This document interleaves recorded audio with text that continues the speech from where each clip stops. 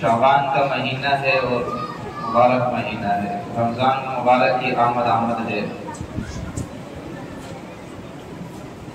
شعبان کے مہینے میں ایک رات ہے جسے نصف شعبان کہتے ہیں، لیل من نصف شعبان، 15 شعبان کی رات، یہ بڑی مبارک رات ہے جسے شب مغفرت بھی کہتے ہیں، شب برات بھی کہتے ہیں،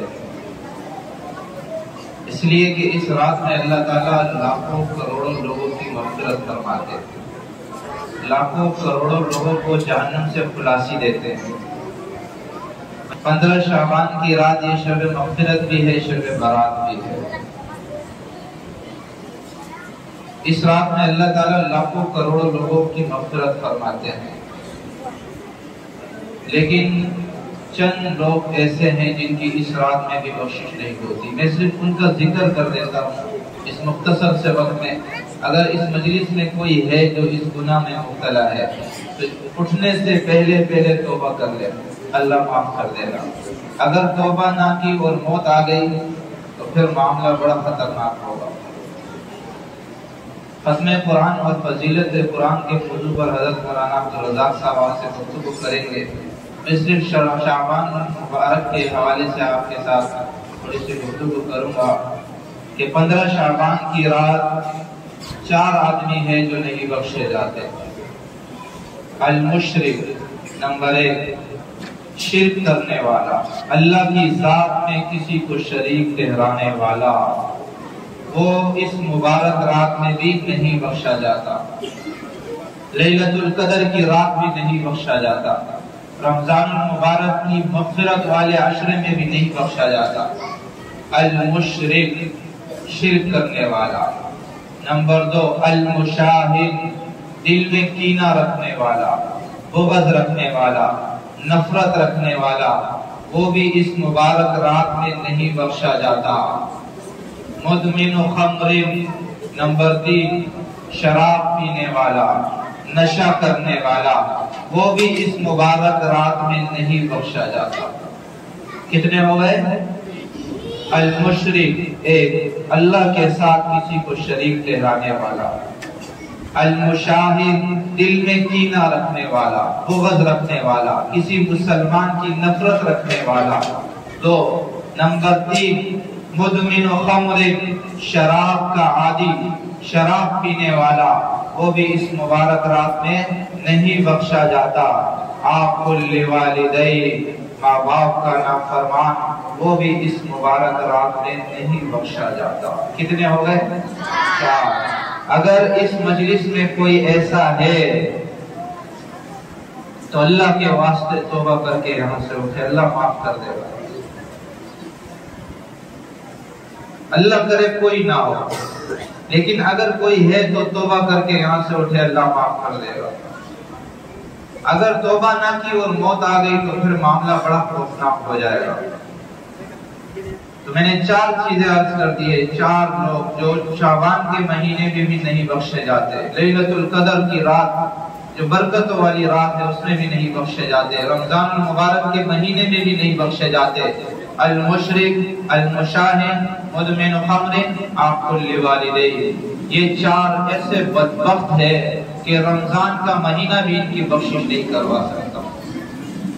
عاق لوالدین، حقوق کا لفظ آتا ہے والدین کے نافرمان کے لیے، اللہ اور اس کے رسول کے نافرمان کے لیے معصیت کا لفظ آتا ہے۔ وَمَن يَعْصِ اللَّهَ وَرَسُولَهُ، اللہ اور اس کے رسول کی نافرمانی کے لیے معصیت کا لفظ آتا ہے۔ جس نے اللہ اور اس کے رسول کو ناراض کیا، اس کی نافرمانی کی، اس کے لیے قرآن میں معصیت کا لفظ آتا ہے۔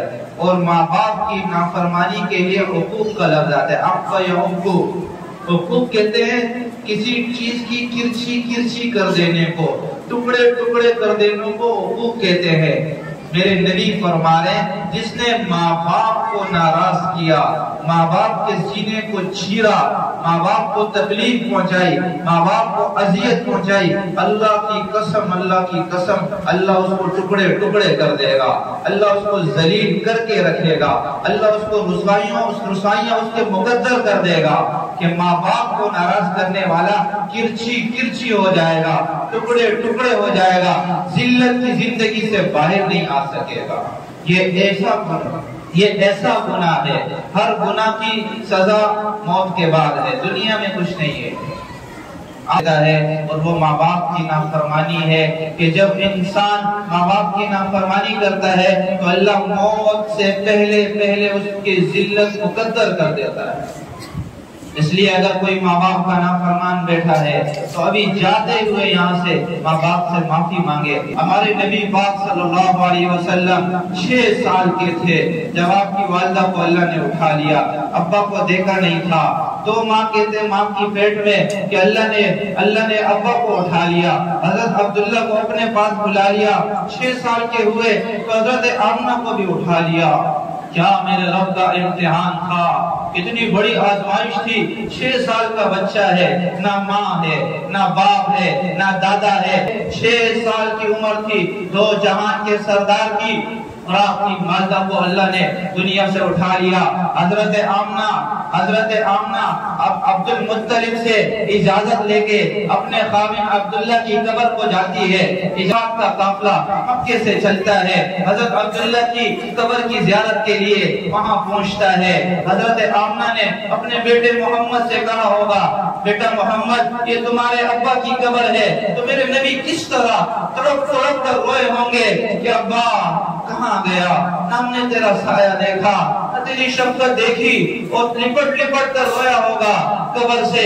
پھر ماں جب قبر کی زیارت کر کے واپس چلتی ہے تو راستے میں ماں کو دل کا اٹیک ہوتا ہے، دل کا دورہ پڑتا ہے۔ رسول صلی اللہ علیہ وسلم 6 سال کے ہیں، 6 سال کے معصوم بچے نے پہلی موت دیکھی ہے، اس سے پہلے موت نہیں دیکھی، یہ پہلی موت ہے، اور وہ بھی ماں کی موت ہے جو آپ کے لیے آپ کا سب کچھ تھا، آپ کا سرانہ بھی تھا، آپ کے والد بھی تھے، آپ کی ماں بھی تھی، اللہ نے وہ بھی اٹھا لی۔ 6 سال کی عمر حضرت آمنہ کو دل کا دورہ پڑتا ہے، اللہ کے نبی کو نہیں پتا یہ کیا ہو رہا ہے، اور حضرت آمنہ بجھتی شمع جسے بجھنے سے پہلے بھڑکتی ہے، حضرت آمنہ نے جو خوبصورت الفاظ کہے، کل حی میت وکل جدید بال، ہر زندہ نے مرنا ہے، ہر نئی چیز نے پرانا ہونا ہے، انی ولدت طہرا، میں ایسے بچے کو چھوڑ کر جا رہی ہوں جو کائنات کو روشن کر دے گا، جو کائنات کو معطر کر دے گا۔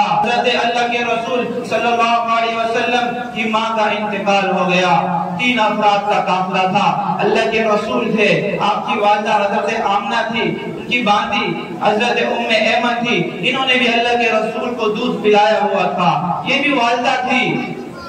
تو والدہ کا انتقال ہو گیا، 2 افراد رہ گئے، ایک اللہ کے رسول، ایک ام ایمن۔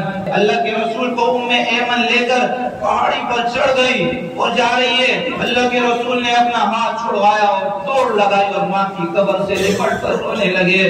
ام ایمن آئی، اللہ کے نبی کو پکڑ کر کھینچ رہی ہے، چلو بیٹا محمد، فرماتی ہے میں نے سنا میرے نبی فرما رہے ہیں اماں تیرے بغیر تو میرا تیرے سوا کون تھا، تو بھی مجھے چھوڑ کر چلی گئی، میں کس کے سہارے جاؤں گا۔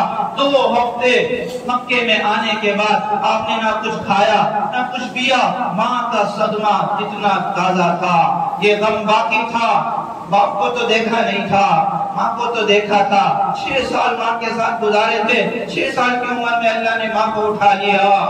6 سال کے بچے کی کیا عمر ہوتی ہے، اللہ نے ماں کو اٹھا لیا، 6 سال کی عمر تھی، اور میرے نبی اس بات کو 57 سال ہو گئے، 57 سال، 63 سال کی عمر میں میرے نبی حج کو آتے ہیں، مکی مدینے سے چلتے ہیں، 10,000 کا صحابہ کا لشکر آپ کے ساتھ ہے، آپ مکی سے ہوتے ہوتے مدینے سے ہوتے ہوتے ابوا کے راستے جہاں حضرت آمنہ کا مزار ہے، جہاں حضرت آمنہ کی قبر ہے، وہاں پر آ کر رکتے ہیں اور صحابہ سے فرماتے آج کا پڑاؤ ہمارا یہی ہوگا، اپنے خیمے یہی گاڑ دو، آج کی رات میں اپنی ماں کی قبر کے ساتھ گزاروں گا، میں اپنی ماں کی قبر کے ساتھ گزاروں گا، اور صحابہ وہاں اپنے خیمے گاڑ دیتے ہیں، اور اللہ کے نبی پاک صلی اللہ علیہ وسلم اپنی ماں کی قبر پر آتے ہیں، 2 زانوں ہو کر بیٹھتے ہیں، اپنے دونوں ہاتھ گھٹنوں پر رکھتے ہیں اور سر گھٹنوں میں دے کر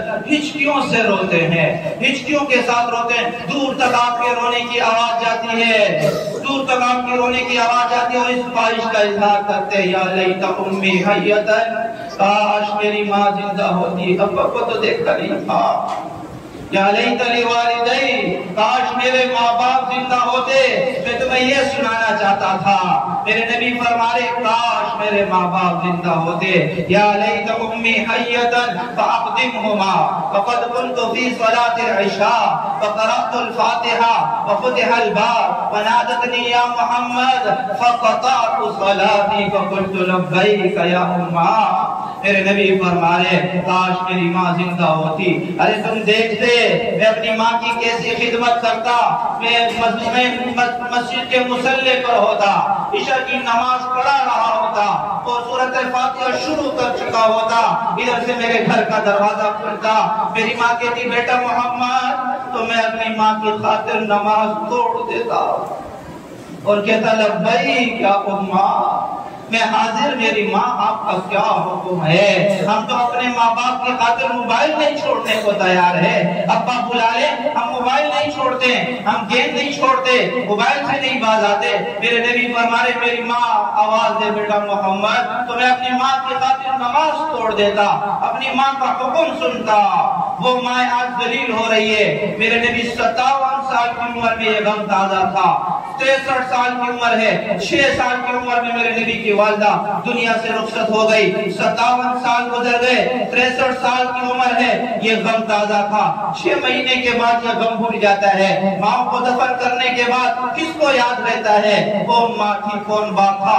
کون باپ تھا جس نے کندھے پر اٹھا کر سواری کرائی تھی؟ کون ماں تھی جس نے 2 مہینے 2 سال دودھ پلایا، جس نے انگلی پکڑ کر چلایا، جس نے نوالے بنا کر کھلائے؟ 2 مہینے 4 مہینے کے بعد لوگ قبر بھی بھول جاتے ہیں، قبر بھی بھول جاتے ہیں، کوئی رونا بھی چاہے اس کو رونا نہیں آتا۔ یہ ماں تھی ماں، یہ میرے نبی پیغام دے گئے، جن کی مائیں زندہ ہیں، جن کے باپ زندہ ہیں، ان کی قدر کریں، ان کی خدمت کریں، ان کی دعائیں لیں۔ پیسہ ہی سب کچھ نہیں ہوتا، ماں باپ کی دعائیں بہت کچھ ہے، تمہیں وہاں اڑا کر لے جائے گی جہاں تمہیں پیسہ نہیں لے جا سکتا، جہاں تمہیں ڈالر نہیں لے جا سکتا، جہاں تمہیں شہرت نہیں لے جا سکتی۔ ماں باپ کی دعائیں تمہیں اتنا اوپر لے جائے گی۔ میرے نبی نے فرمایا تیری ماں تیری جنت ہے، خدمت کر، خدمت کر۔ ایک صحابی آئے، یا رسول اللہ مجھ پر سب سے زیادہ حق کس کا ہے؟ فرمایا تیری ماں کا ہے۔ پھر فرمایا کس کا ہے؟ فرمایا تیری ماں کا ہے۔ پھر کہا یا رسول اللہ مجھ پر سب سے زیادہ حق کس کا ہے؟ کہا تیری ماں کا ہے۔ چوتھی مرتبہ کہا یا رسول اللہ مجھ پر سب سے زیادہ حق کس کا ہے؟ کہا تیرے باپ کا ہے۔ ماں جنت ہے، باپ جنت کا دروازہ ہے، باپ تیرا جنت کا دروازہ ہے۔ میرے